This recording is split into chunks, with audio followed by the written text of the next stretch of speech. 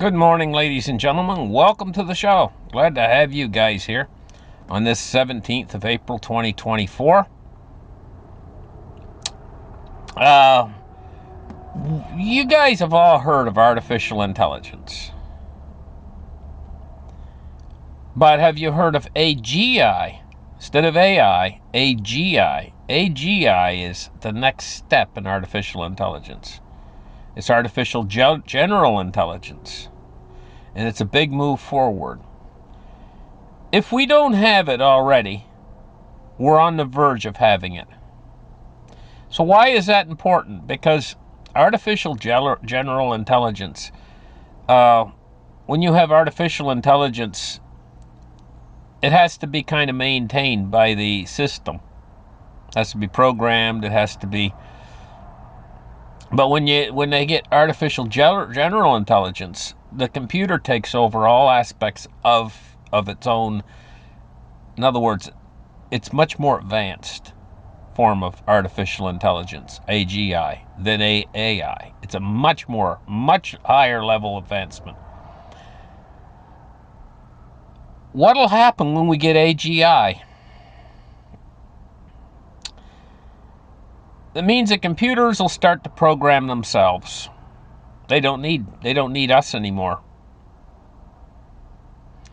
The computers will start to create upon themselves, build upon themselves. They don't need us anymore. They'll start to invent things by themselves, just like we invent things. They'll do all the things that we do, that we've used to build and construct this menagerie of a system that we have here, can be done with artificial general intelligence. But it's got to do with the speed. Our brains function at a certain speed. In a way, we're kind of like, we as individuals are kind of like artificial general intelligence in the aspect that we are consciously aware and we decide what we're going to do each day and stuff, and we work on things and we build society as you see it. But artificial intelligence is very similar. It would think like we think, and it would be able to. So it's, in a way, it's very similar. We're very similar to an artificial intelligence in a way, except the speed. The speed is the big difference. It's probably about 100,000 times faster than we could conceive of ideas and do things ourselves. So, in other words, what I'm saying is in a year, how long would it take us to make, what kind of new inventions do we make every year? We are making progress, a lot of progress, ever since the Industrial Revolution. Look at the things we got now. I mean, just go back a couple hundred years ago, we didn't have automobiles, we didn't have computers, all these things, we invented them ourselves, but at a certain speed. And let's say that speed is 1. We progress 1 year of innovation for 1 year of time. We're moving at that speed. That's a given. Humanity's speed of progress. So artificial general intelligence comes along and it's 100,000 times faster than us. What does that mean? It means that its inventions would be the equivalent of 100,000 years of human progress in 1 year. Condense it into 1 year. So, once artificial general intelligence is created, it starts to function on its own, and it's able to make inventions and things, just like we do. We have an idea, we put it into practical use, like, okay, Alexander Graham Bell, okay, I'm going to invent the telephone today. Takes time. But this is speed like 100,000 times faster. So just imagine, like, artificial general intelligence comes along, and 1 year later, we have things like quantum teleportation. We have things like it can figure out what's wrong with our fusion reactors. So we have things like free energy. It could cure cancer. It could we could make 100,000 years of progress in 1 year. Break it down into half a year. 50,000 years of progress, like we're 50,000 years in the future in 6 months. That's what it can do. And no, I don't think it would destroy us. Our system is been put together in a way, and we've put our whole trust and faith in it. It's our system that we have right now that can destroy us, because we're totally reliant upon it, and it's got so many holes in it. It's like a piece of Swiss cheese. What do I mean by that? What do I mean by holes? I mean so many points of failure that can happen where the system can't respond and can't get back up. Just one solar flare, a really bad X-class flare like we had during the Carrington event, could knock out half the Earth. And we're not hardened to stuff like that. Our system, wars, there's a number of factors that could bring and shut our system down. And we've put our faith and trust in the system. We get electricity, we get food, we get communications, telecommunications, all from the system. That's the danger to us, I see, not AI. AI will just progress us into the future. So, and if you have enough technology moving forward into the future, it can solve our problems. Like just cancer alone. You imagine if you just were able to go to the doctor and you had a cancer and he said, here, take this pill. And where'd you get that pill? Oh, AI invented it last year.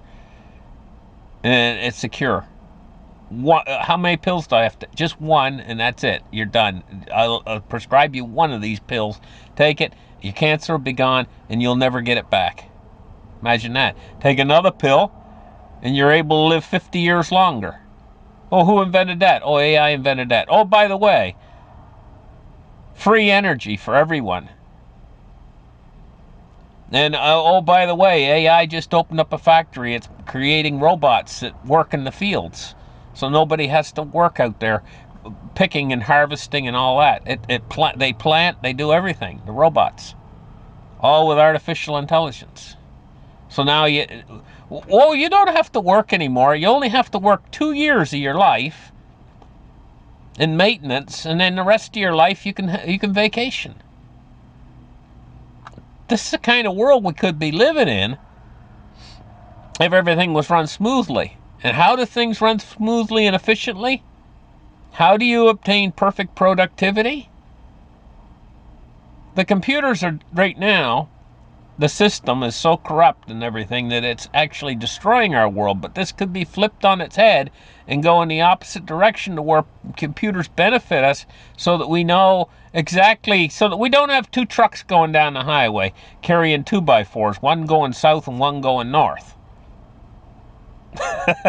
which is stupid. It's like a waste of gas. But everything in our society right now is totally inefficient. Anyway, I could get off on this a lot because I got a show to do here, and what am I thinking about? I'm getting off on this subject too much on AI. But here, next, this is what's coming next, guys, to the world, to the what we call the free world, which is what's coming next is basic income and cash to residence. And they're going to bring this in because they've ruined the system. And they're going to have millions and millions in the United States and in Canada, hungry, starving people. And there's only one thing they can do. And this helps them to bring in their new central bank digital currencies, because if they get enough people on this system, right, then it'll be easy to make the transition over to the central bank digital currency. It says bureaucrats are trying to hand out checks to make sure that your party registration matches whoever you've signed the check for the rest of your life.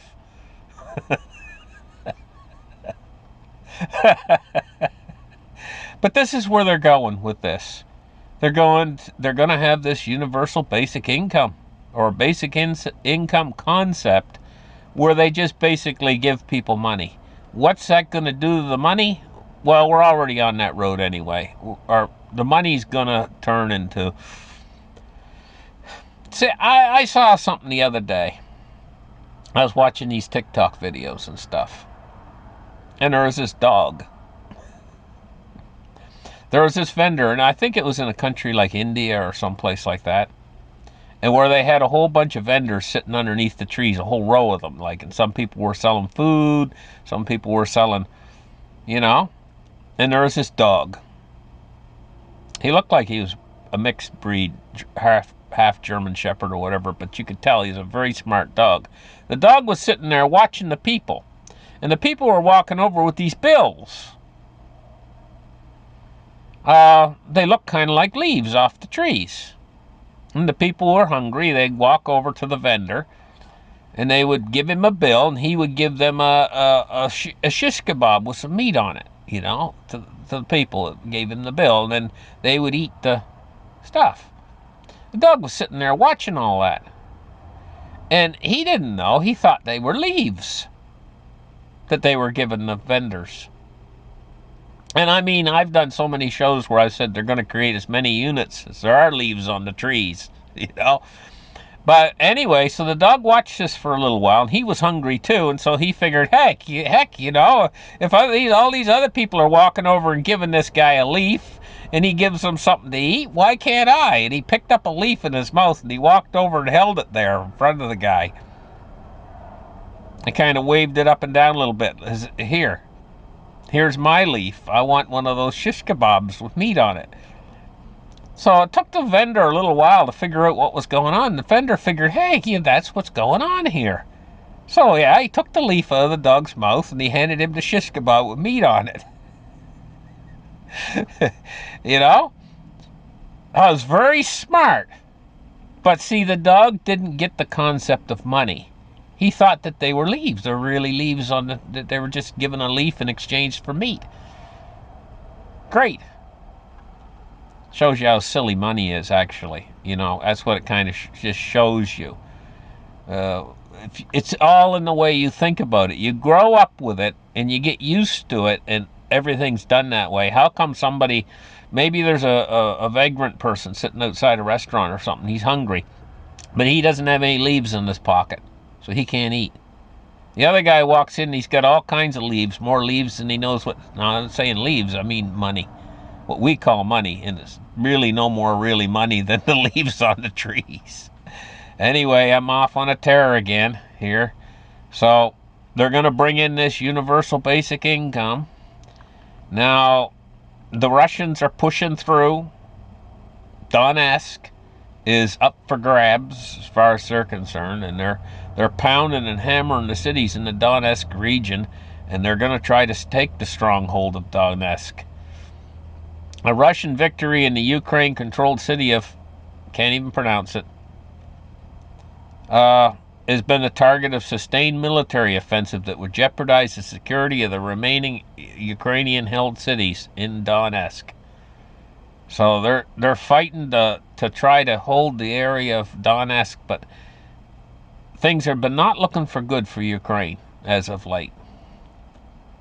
And Russia now, I've heard that they are stronger than they were before they started the attack on Ukraine. They're very powerful right now, and they're getting more powerful all the time, militarily speaking. Now, over in the UK, United Kingdom, England, good old England, they're going to ban tobacco sales because they want a smoke-free generation. And they're asking the question, will it work? So they're going to ban it, so there's a whole generation not going to be allowed to buy cigarettes no matter what age they are. It says tough measures to snub out smoking. So all these young people of this generation that they ban it so that they can't buy it for life. They're not allowed to buy it for life. Basically they're making it into an illegal substance. You know what that's going to do to kids? That's going to be the thing that This is the way. This is human psychology. You tell somebody, hey, you know what? You can't have this. You can't have that. That's what they want. They want what they can't have.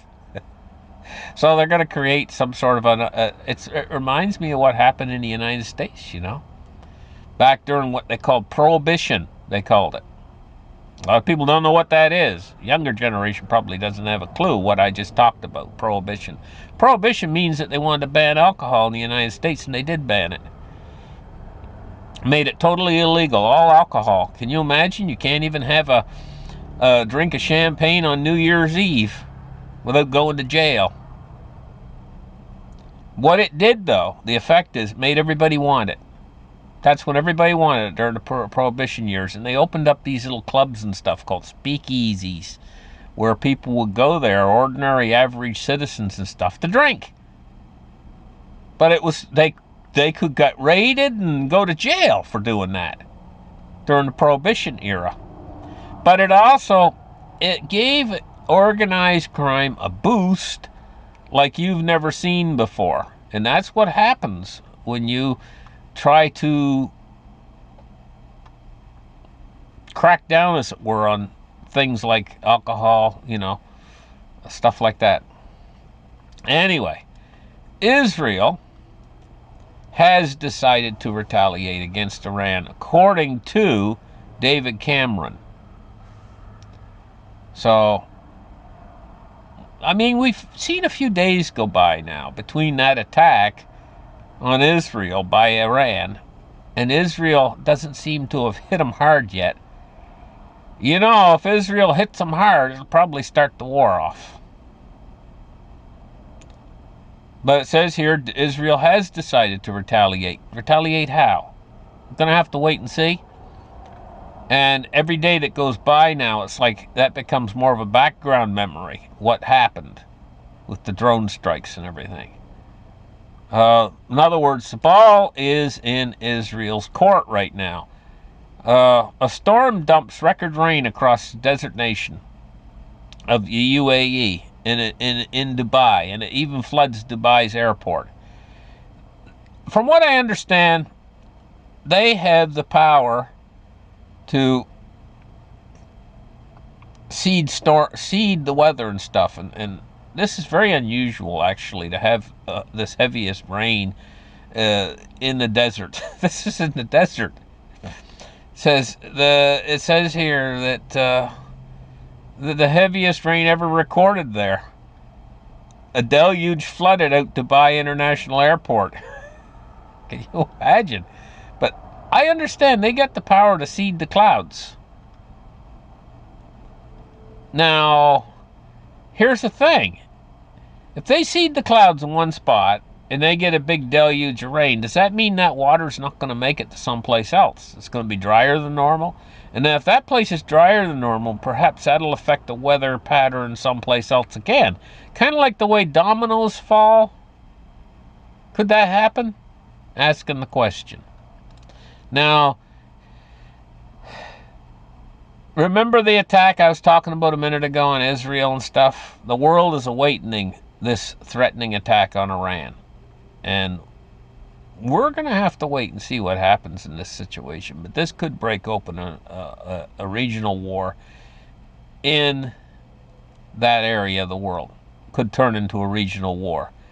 And it's very likely that a lot of these countries have nuclear weapons. I don't know if Iran has nuclear weapons or not, but I do know they have nuclear material. And, even if they use conventional means, they can still make one heck of a big war. Expansion of this conflict in the Middle East just could basically really blow out of control awful quick. Now, taking a look at our silver prices today. We're up 47 cents on the day so far at $28.52. Silver and gold has been looking awfully strong lately.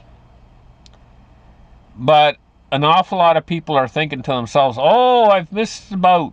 Silver and gold went up, and everything. And they're thinking it's going to come back down or whatever. This might be the beginning, really, of a rally that lasts for years and years and years in gold and silver, and it's just the start instead of the end. An awful lot of people are thinking this is the end. They're thinking gold and silver went up, now they're going to come back down again, and this is the end of the rally, and the silver will go back down to $15, and no, I don't think so. Gold and silver keep up with inflation, no matter what. You know, they did these studies and stuff where they said somebody bought a suit of clothes way back in like 1930 or something. Then they bought a suit of clothes and it was the same price in gold, even though the price in dollars had went up an enormous amount. That's going to continue. And what's happened is they've suppressed the price of gold and silver for a long time now, artificially. But gold and silver now are starting to go back to reflect what inflation has done since that point until now.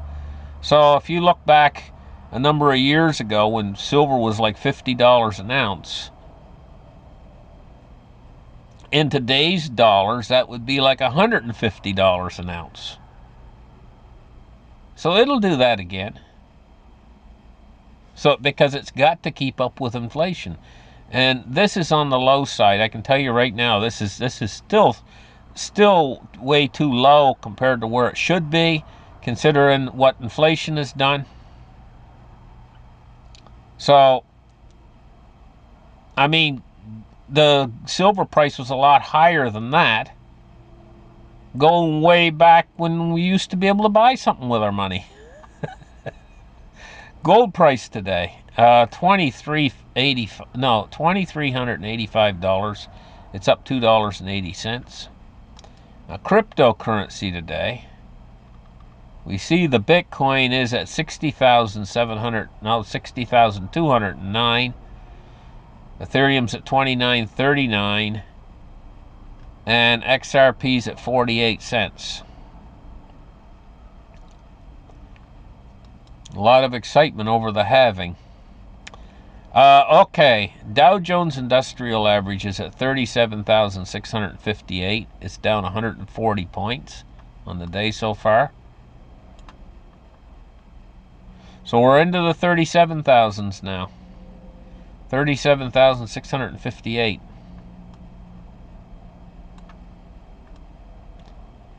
That drop is starting to expand.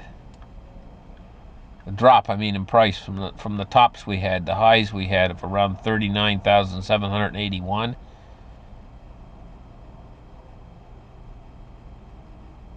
It's starting to expand, that drop is. Taking a look at crude oils, down 76 cents at 84.60. Bonds and rates today. We're looking at falling yields, but not a lot. They're not falling as far as they're rising. So in the days they're rising like 10 basis points or more, even 13 basis points, whatever. And today they're falling about 4 basis points on the 10-year. So 10 years at 4.61, it's fell 4.3 basis points. And the U.S. 30 years fell 3 basis points at 4.72. And now for the U.S. dollar index at 106.22. And it's fell a little bit. Thank you guys for listening to my show. Like and subscribe. And you guys have a great afternoon. Bye-bye.